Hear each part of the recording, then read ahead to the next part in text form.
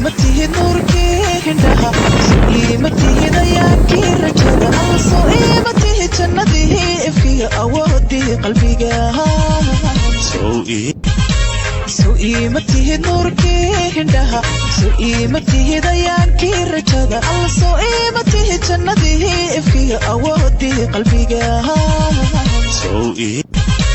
soo iimatihi nuurki indhaha soo iimatihi dayaankii rajada alla soo iimatihi jannadihi ifkiyo awoodii qalbiga